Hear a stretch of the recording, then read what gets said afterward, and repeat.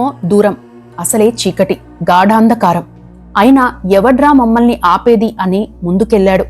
పార్టీని ఎన్నాళ్ళు నడుపుతావు అని ప్రశ్నిస్తే మీలో నుండి ఒక నలుగురు వచ్చి నన్ను మోసికెళ్లే వరకు నడుపుతా అని క్లారిటీ ఇచ్చాడు. ఒకసారి విఫలమైన తనదైన వ్యూహంతో కుంభస్థలాన్ని కొట్టాడు.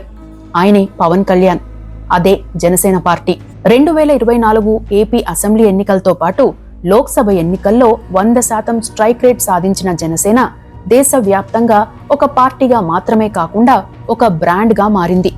దేశంలో కొత్తగా ఏర్పాటైన పార్టీలు, యువ రాజకీయ నాయకులు కూడా జనసేన ఫార్ములాను ఎంచుకునే స్థాయికి ఎదిగింది. ఆ పార్టీ ఏర్పాటై 10 ఏళ్లైన నేపథ్యంలో మార్చి 14న ఆవిర్భావ సభ కూడా జరగనుంది.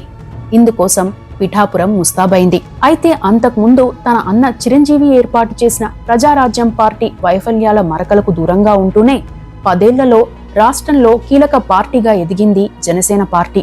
మొదట్లో నిలకడలేని రాజకీయ నాయకుడి సారథ్యంలో నడుస్తున్న సిద్ధాంతం లేని రాజకీయ పార్టీ అనే విమర్శలతో మొదలైన ఈ పార్టీ దేశ ప్రజాస్వామ్య చరిత్రలో ఎన్నో రికార్డులను సృష్టించింది.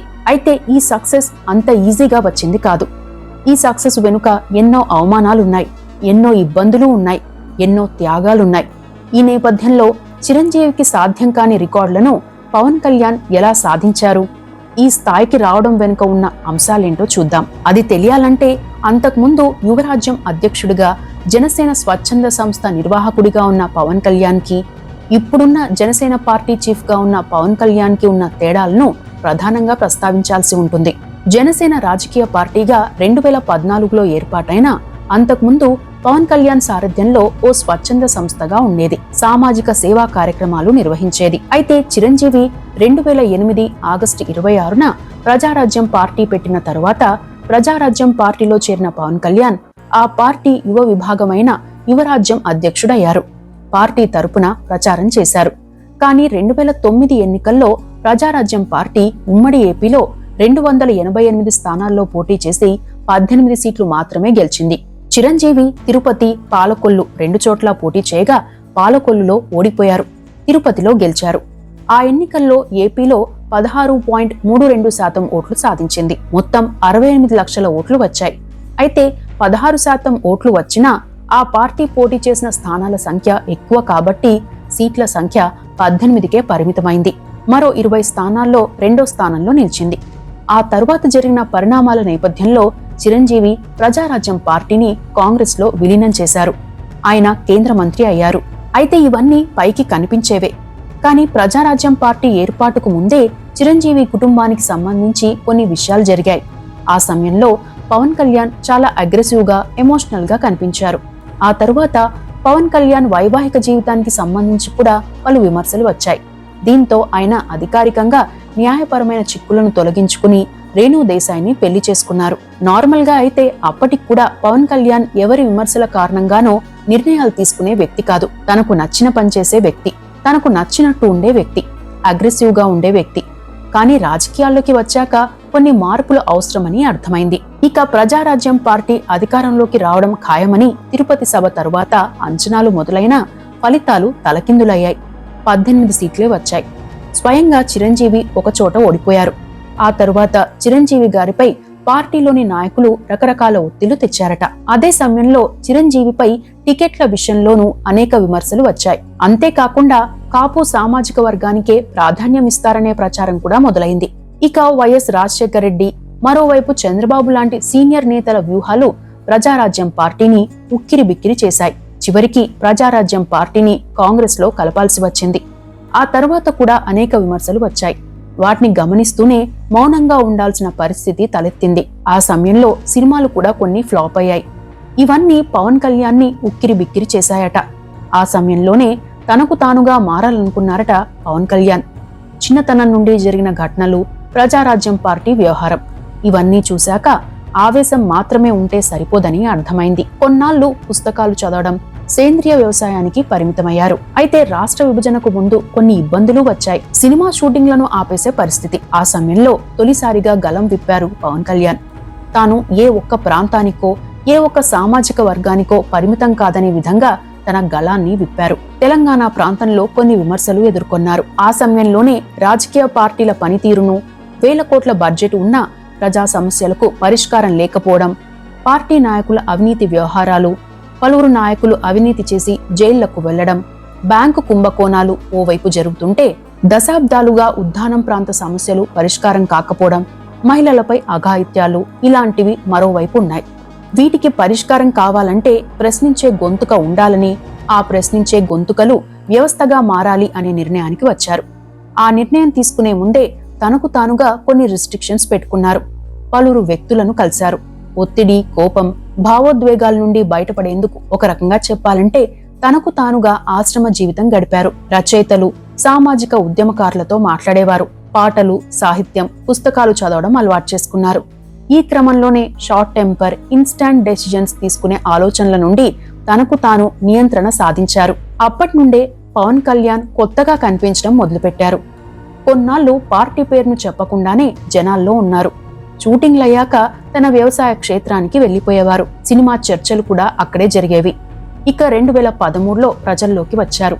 2014 మార్చి 14న జనసేన పేరును ప్రకటించారు. హైదరాబాద్ నోవోటల్లో ఈ పార్టీ తొలి సమావేశం జరిగింది. కాంగ్రెస్ పార్టీ అనుసరిస్తున్న విధానాలకు వ్యతిరేకంగా తాను పార్టీ స్థాపిస్తున్నట్లు ప్రకటించారు పవన్ కళ్యాణ్. రెండో సభ విశాఖపట్నంలో జరిగింది.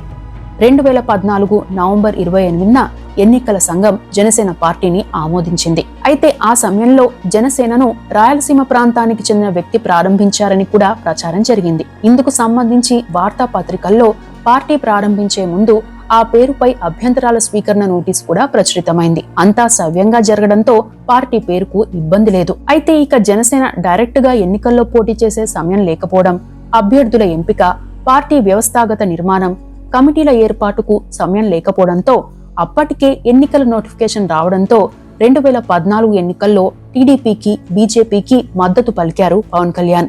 రాష్ట్ర విభజన నష్టం నుండి బయటపడాలంటే టీడీపీ, బీజేపీతోనే సాధ్యమని వ్యాఖ్యానించారు.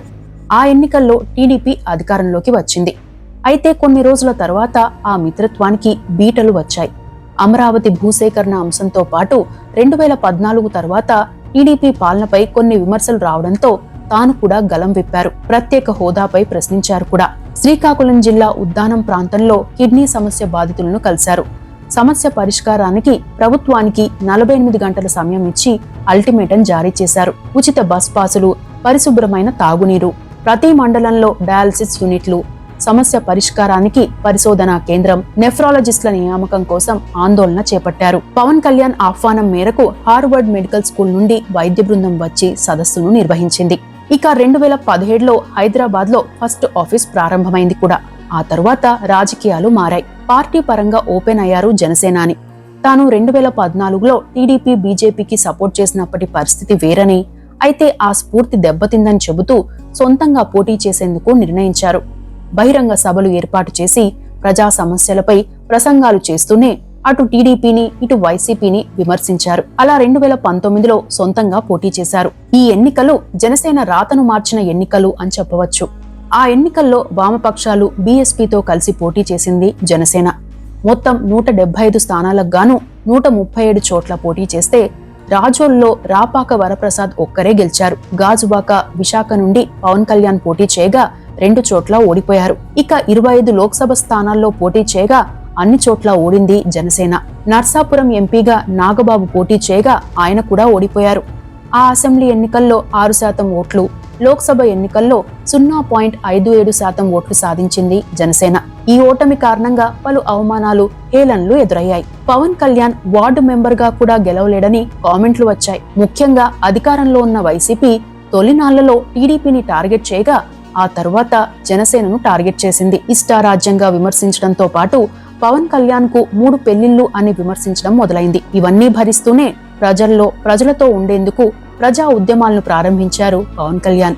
ఇక వైసీపీ అధికారంలోకి వచ్చాక ప్రజావేదికను కూల్చివేయడం, ఇప్పటం ఘటన టీడీపీ శ్రేణులను, జనసేన శ్రేణులను ఒకే తాటిపైకి తెచ్చింది. ఇక ధవళేశ్వరం బ్యారేజ్ పై కవాతు జనసేన పార్టీ చరిత్రలో రికార్డును క్రియేట్ చేసింది. 2 ఏళ్ల పాటు పార్టీ విషయంలో అవమానాలు భరిస్తూనే 2022 మార్చి 14న ఇప్పటంలో పార్టీ ఆవిర్భావ సమావేశాలు నిర్వహించారు. అయితే పార్టీ మీటింగ్ కి స్థలం ఇచ్చిన వారిని వైసీపీ టార్గెట్ చేయడంతో అక్కడి నుండే పవన్ కళ్యాణ్ ఉద్యమ బాట మొదలైంది. అధిక వర్షాల వల్ల పంటలు నష్టపోయిన రైతులను పరామర్శించడం, కొన్ని క్రైమ్స్ జరిగిన నేపథ్యంలో బాధితులను పరామర్శించడం, ప్రభుత్వాన్ని ప్రశ్నించడం మొదలుపెట్టారు. ఇక వైసీపీ ప్రత్యేక హోదా తెచ్చే విషయంలో విఫలమైందని చెబుతూ 2022లో తిరుపతి, కాకినాడ, అనంతపురంలో బహిరంగ సభ నిర్వహించారు. అవే కాకుండా కొన్ని వేదికలపై సమస్యలుంటే తనకు చెబుతారని, కానీ తనకు అసెంబ్లీలో గలం విప్పే ఛాన్స్ ఇవ్వలేదని చేసిన కామెంట్లు కూడా సంచలనంగా మారాయి. ఇక పవన్ కళ్యాణ్ ను చూసేందుకే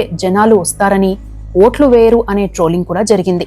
తాము పవన్ కళ్యాణ్ ఫ్యాన్ అని, అయితే ఓటు మాత్రం ఫ్యాన్ గుర్తుకే వేస్తామని కూడా కొన్ని చోట్ల వీడియోలు వచ్చాయి. ఇవన్నీ భరిస్తూనే తన బాటలో తాను వెళ్లారు పవన్ కళ్యాణ్. ప్రజా సమస్యలపై పోరాటం, సుగాలి ప్రీతి ఇష్యూ, వైసీపీ దాడులు, ప్రభుత్వాన్ని ప్రశ్నించిన వారిపై అరెస్టులు, విశాఖ ఉక్కు ప్రైవేటీకరణ ఇష్యూ, ఇలా పలు సమస్యలపై పోరాటం చేస్తూ వచ్చారు. ఆయన విశాఖపట్నం వెళ్లిన సమయంలో చోటు చేసుకున్న అణచివేత చర్యల కారణంగా వైసీపీ ప్రభుత్వంపై తీవ్ర విమర్శలు చేశారు. అదే సమయంలో టీడీపీ కంటే కూడా వైసీపీనే తనపై వ్యక్తిగత విమర్శలు చేయడంతో పాటు ప్రతి అంశానికి 3 పెళ్లిళ్లు అని వ్యాఖ్యానించడం, అప్పటి సీఎం వైఎస్ జగన్మోహన్ రెడ్డి కూడా పవన్ కళ్యాణ్ వ్యక్తిగత విషయాలపై మాట్లాడడం, వైసీపీ మంత్రులు బూతులు తిట్టడంతో పవన్ కళ్యాణ్ తమ బహిరంగ సభల్లో చెలరేగిపోయారు. ఒకానొక సందర్భంలో నా 4వ పెళ్లాం జగనే అని కూడా కామెంట్ చేయాల్సి వచ్చింది. అదే సమయంలో తాను ఎంతో ఓపిక పట్టానని, అయితే ఓపికకు కూడా హద్దు ఉంటుందని వ్యాఖ్యానించారు. సినిమాలు చేస్తూ పార్ట్ టైం రాజకీయాలు చేస్తున్నారన్న విమర్శలు రావడంతో సినిమాలకు విరామం ప్రకటించారు. పెండింగ్ లో ఉన్న సినిమాలను కంప్లీట్ చేసి పూర్తిగా రాజకీయాలకే పరిమితమయ్యారు. ఓవైపు ఏపీలో ఆలయాలపై దాడులు, అణిచివేత, ప్రశ్నిస్తే కేసులు పెట్టడం, కొన్ని చోట్ల వైసీపీ నాయకుల అమానుషకాండ, డ్రైవర్ను చంపేసి శవాన్ని డోర్ డెలివరీ చేసిన ఘటన, అమ్మాయిల మిస్సింగ్, ఇలా అన్ని అంశాలపై ఉద్యమం ప్రకటించారు. అప్పటికే బీజేపీతో సఖ్యత మొదలైంది. కానీ సమయానికి పొత్తులపై ఇంకా క్లారిటీ రాలేదు. మరోవైపు పార్టీ వ్యవస్థాగత నిర్మాణం పూర్తయింది. కొందరు నాయకులు దుందుడుకుగా ప్రవర్తిస్తే వారు తమకు ఎంత అభిమానులైనా సరే వారిని పార్టీ నుండి తప్పించారు పవన్ కళ్యాణ్. తద్వారా తాను పార్టీ విషయంలో ఎంత నిబద్ధతగా ఉన్నారో చెప్పకనే చెప్పారు. నిత్యం పోరాటాలు చేస్తూ తనను తాను నిరూపించుకున్నారు. ప్రజా సమస్యలపై అధ్యయనం చేసిన తరువాతే ప్రభుత్వంపై పోరాటం చేసేవారు. జనసేన చరిత్రలో వారాహి యాత్రకు ప్రత్యేక స్థానం ఉంటుంది. 2023లో వారాహి వాహనంపై యాత్రను స్టార్ట్ చేశారు. కొండగట్టు అంజనవారి సన్నిధిలో ప్రత్యేక పూజలు చేశారు. ఆ తరువాత జనవాణి పేరుతో అన్నవరం సత్యనారాయణ స్వామి నిలయం వద్ద జూన్ 14న మొదలైన యాత్ర జూన్ 30న భీమవరంలో ముగించారు. జూలై 9న రెండో యాత్ర మొదలైంది. ఆ తరువాత పలు అణచివేతలు, విమర్శలు ఎదురైనా పలు బహిరంగ సభలు, యాత్రలు నిర్వహించారు. ఈలోగా రాష్ట్రంలో రాజకీయ సమీకరణాలు మారాయి. అప్పటికే పార్టీ గుర్తు విషయంలోనూ కొన్ని ఇబ్బందులు వచ్చినా చివరికి గాజు గ్లాస్ గుర్తును జనసేనకు కేటాయించింది ఎన్నికల సంఘం. ఇక ఏపీలో అప్పటికే లోకేష్ యువగల యాత్ర మొదలైంది. చంద్రబాబు కూడా రాష్ట్ర వ్యాప్తంగా పర్యటిస్తూ బహిరంగ సభలు పెడుతున్నారు. అయితే 2014-19 మధ్యకాలంలో అమలైన స్కిల్ డెవలప్మెంట్ ప్రాజెక్ట్ లో స్కామ్ జరిగిందని ఆరోపిస్తూ వైసీపీ సర్కారు చంద్రబాబును అరెస్ట్ చేసింది. ఇది రాజకీయాలను కుదిపివేసింది. చంద్రబాబు అరెస్టుపై సర్వత్రా నిరసన వ్యక్తమైంది. అయితే చంద్రబాబును అరెస్ట్ చేసిన సమయంలో ఆయన్ను పరామర్శించేందుకు వెళ్తున్న పవన్ కళ్యాణ్ ను అడ్డుకోవడంతో ఆయన రోడ్డుపైనే బైఠాయించి నిరసన తెలిపారు. తాను వెళ్లాల్సిందేనని భీష్మించారు. ఆయన రోడ్డుపై పడుకోవడంతో జనసేన కార్యకర్తల్లో, అభిమానుల్లో ఆగ్రహం వ్యక్తమైంది. చివరికి రాజమండ్రి సెంట్రల్ జైల్లో ఉన్న చంద్రబాబును పరామర్శించారు పవన్ కళ్యాణ్. జైలు నుండి బయటకు వస్తూ సంచలన ప్రకటన చేశారు. నారా లోకేష్, బాలకృష్ణతో కలిసి పవన్ కళ్యాణ్ మీడియాతో మాట్లాడుతూ రాజమండ్రి జైలు వద్దే పొత్తులపై ప్రకటన చేశారు. తమ ఉమ్మడి శత్రువు వైసీపీ అని, తాను బీజేపీతో మాట్లాడతానని చెప్పారు. కొన్నాళ్లకు టీడీపీ, జనసేన, బీజేపీ కూటమిగా ఏర్పాటయ్యాయి. ఈ విషయంలో పవన్ కళ్యాణ్ పాత్ర చాలా కీలకమైందని చెప్పవచ్చు. అయితే సీట్ల సర్దుబాటు విషయంలో పలుమార్లు చర్చలు జరిగాయి.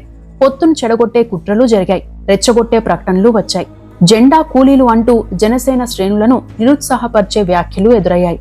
అయితే తన వ్యూహం తనకు ఉండడంతో ఎక్కడా సంయమనం కోల్పోలేదు పవన్ కళ్యాణ్. 2019 ఎన్నికల డేటాను విశ్లేషించి తమకు ఎన్ని సీట్లు కావాలో క్లారిటీ తెచ్చుకున్నారు. పార్టీలో మాత్రం 30 సీట్లు, 40 సీట్లు, 50 సీట్లు అడగాలనే డిమాండ్ వచ్చింది. 5 ఎంపీ సీట్లు అడగాలని కూడా డిమాండ్ చేశారట కొందరు నాయకులు. చివరికి 21 అసెంబ్లీ సీట్లు, 2 ఎంపీ సీట్లలో పోటీ చేశారు. అన్ని తక్కువ సీట్లు తీసుకున్నందున జనసేనలోనే చాలా మంది పవన్ కళ్యాణ్ నిర్ణయంపై అసంతృప్తిని వ్యక్తం చేశారు. అయితే ఎన్ని సీట్లలో పోటీ చేశామనే కంటే కూడా తీసుకున్న సీట్లన్నీ గెలవాలనేదే తమ ఉద్దేశమని పార్టీ శ్రేణులను ఏకతాటిపైకి తెచ్చారు. ఆ ఎన్నికల్లో 100% స్ట్రైక్ రేట్ సాధించి యావత్ దేశాన్ని తమ వైపు చూసేలా చేశారు. ఈ ఫార్ములానే తమిళనాడుతో పాటు పలు రాష్ట్రాల్లోని పార్టీలు ఎంచుకునేలా చేశారు. ఇక ఆ ఎన్నికల్లో కూటమి అధికారంలోకి రావడం ఒక ఎత్తైతే ఒంటరిగా పోటీ చేసిన వైసీపీ 11 సీట్లకే పరిమితం కావడం ఒక ఎత్తు. అంతకుముందు వైసీపీని పాతాళానికి తొక్కడమే తన లక్ష్యమని జనసేన చేసిన ప్రకటనను నిజం చేశారు కూడా. ఆ తరువాత డిప్యూటీ సీఎం అయ్యారు. తన పార్టీలోని పలువురికి మంత్రి పదవులు వచ్చాయి. అలా జనసేన ఏపీలో తిరుగులేని శక్తిగా ఎదిగింది. అదే సమయంలో కూటమిలోని పార్టీలన్నీ పరస్పర సహకారంతోనే గెలిచాయి కూడా. మొత్తం మీద అంతకుముందు కాలంలో తనపై వచ్చిన సహేతుకమైన విధానపరమైన విమర్శలను స్వీకరించి లోపాలను సరిచేసుకునేలా కార్యాచరణ ఉన్నందునే జనసేన పార్టీ నిలబడింది. ప్రతి జన సైనికుడు తలెత్తుకుని నిలబడేలా చేసింది జనసేన జెండా. అయితే సిద్ధాంతపరంగా పార్టీ మరింత స్ట్రాంగ్ గా కావాల్సిన అవసరం ఉందని, ఐడియాలజీపై స్పష్టత రావాల్సిన అవసరం ఉందని, అప్పుడే సింగిల్ గా అధికారంలోకి రావడం సాధ్యమని విశ్లేషకులు చెబుతున్నారు. మరి రానున్న కాలంలో జనసేన పార్టీ ఎన్ని సంచలనాలు నమోదు చేస్తుందో చూడాలి. ఇవి జనసేన పార్టీ సక్సెస్ స్టోరీ.